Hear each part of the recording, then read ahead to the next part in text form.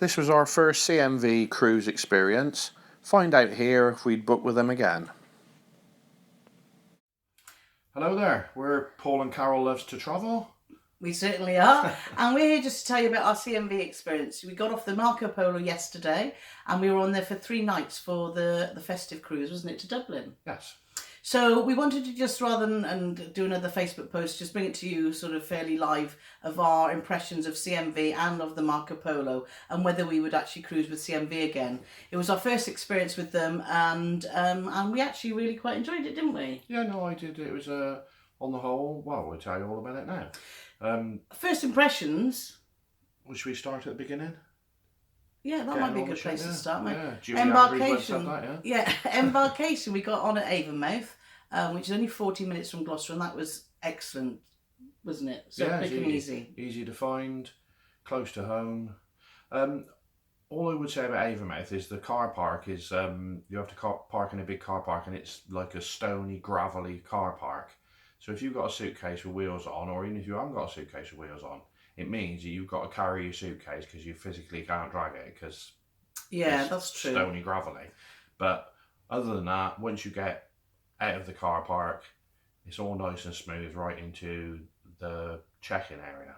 Yeah, and it was smoothish, wasn't it, Embarkation? There was a few, our friends arrived a bit later to us and there was a bit of a rush to get everyone on because obviously going from Bristol, the tides as well, you have to go at a certain time, otherwise the ships can't get out. Yeah. So that was a bit of a bum fight, wasn't it, for them? But for us, we had a good experience. Our first impression when we got on the ship, we thought, oh my God, we knew it was going to be an old ship, but it's quite wonky. Everywhere you go, there was little slants and it was quite uneven.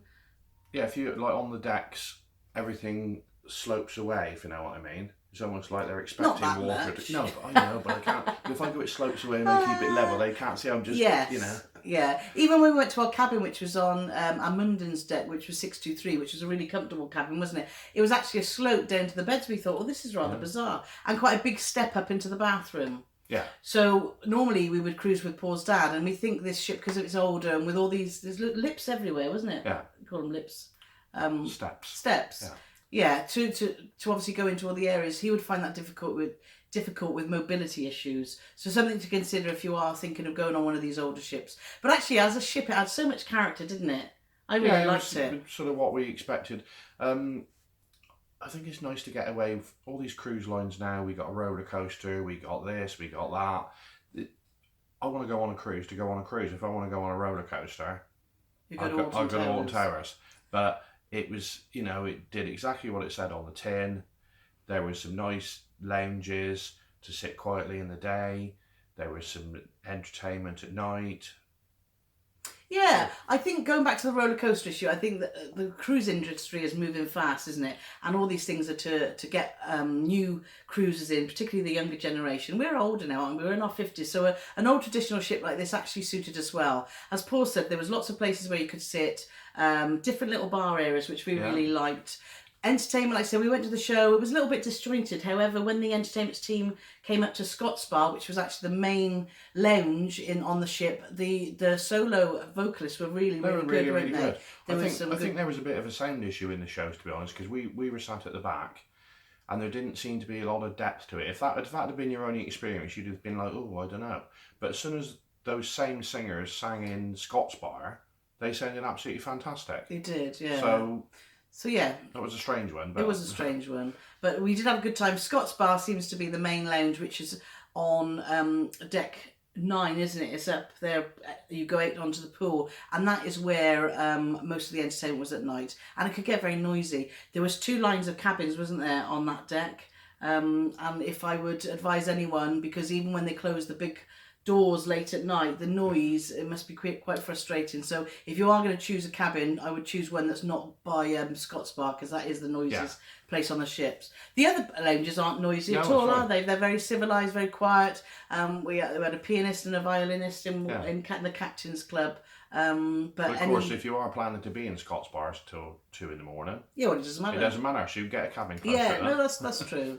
No, it was a fun cruise, wasn't it? Yeah. Service was very mixed. We had some excellent service, particularly Nixon in the dining room, and Henry, our cabin steward, was very attentive. But there wasn't the happiest of staff, was it? No, I think like the first night in Scott's Bar, there was like 2 waiters, and there was about They were 300 people stressed. in there. But in the theatre, there was 12 waiters, and there was only about 30 people in there. Yeah. So they need The balance wasn't the quite balance right. wasn't quite right. And they needed somebody to say, well, look, there's 12 of you in here. Half of you go to Scott's Bar, because that's where Yeah. obviously they don't know night to night who's going to be where, but they didn't seem quite To have proactive enough to communication. get. But by the second night, it all seemed to have. Yeah, they seemed to dropped be into like, a lot place. less stressed, but also by the third night they seemed very happy. But maybe because that was when we were getting off. Yeah. But anyway, so food wise, we were very impressed. The dining room food we had was all excellent. Was it Yeah, I really couldn't- well seasoned, couldn't fault it. very well presented, and as we already mentioned, our the service from Nixon was excellent. Excellent, yeah. We ate our breakfasts and lunches in the Marco's buffet, where there was lots of choice, wasn't there? Lots of choice. It was all very good. It was hot. Yeah. You get some cruise ships where they say, oh, it's a bit wishy-washy and a bit cold. But no, breakfast, everything was hot. All I will say to the chef is, can you give them sausages an extra 5 minutes? Because they looked a bit ghostly, but they tasted all right. But, just All likes the sausages well done. keep them in that pan a little bit longer. Yeah, and but the be food hot. was All right. was excellent. We had some really good meals. We all agreed, didn't we? That actually that was it was a very good standard. Yeah, it was. Higher than really we good. thought. I don't know why we didn't think CMV was going to deliver on that, but actually they did. They did, yeah. They exceeded our expectations, didn't it? No, it was really good. I was really Yeah. impressed with it. And cabins, we were lucky enough to see 4 cabins because obviously we're travelling in a group, and also a very lovely lady showed us around one of the suites while she was cleaning it for some passengers got off in Dublin, didn't they? Yeah.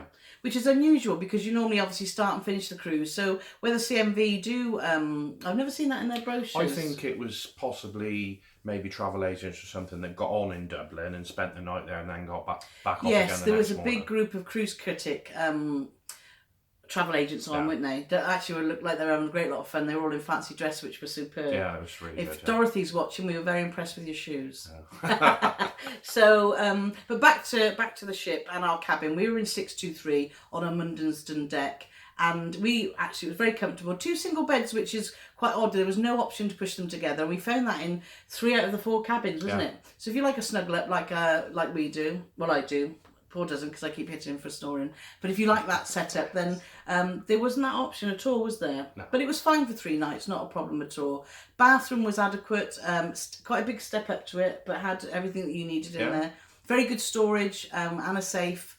And like I said, we had very good service from Henry, didn't we? Yeah, he looked after us. It was all So good. no complaints about the cabin. And our cabin actually had an outside obstructive view out onto the promenade, and that would be quite good for a longer cruise because you could just pop out and sit there on your chair and watch the world go by without having to pay for the added expense of a balcony. So we like that. Didn't Yeah, it was we? good, That was good. The suite that we looked around was fantastic too. We will be showing you all our cabin tours, ship tours, etc. So make sure you subscribe to our YouTube channel because we'll be sharing them all there. So that's the cabins. We talked about the lounges, which we were very impressed with. Service, like I say, was mixed. It wasn't, the crew. Some were very happy, some weren't very happy Not at so, all. yeah. No, which was a bit strange. But there we are. That's how it is.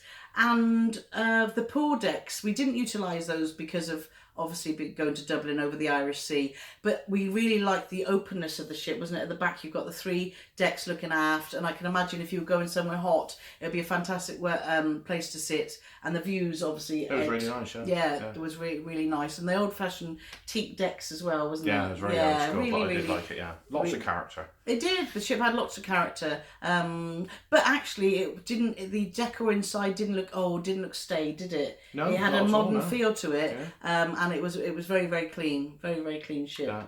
So Marco Polo did us proud, didn't it? Really, It was proud. we thoroughly enjoyed our cruise. We did have a very rough crossing on the way back, but that's a gamble with the Irish Sea, and that can happen anywhere. It's happened to us in Norway. It's even happened to us in the Mediterranean, hasn't it? So that's not CMV's fault. But would we cruise with CMV again? Yes, we would. I think we definitely would, yeah. We think yeah. we would, yeah. They've got some newer ships and some older, and some that go out of pool. And we do like the fact that they're smaller. 800 passengers was really, really quite nice, wasn't it? Yeah.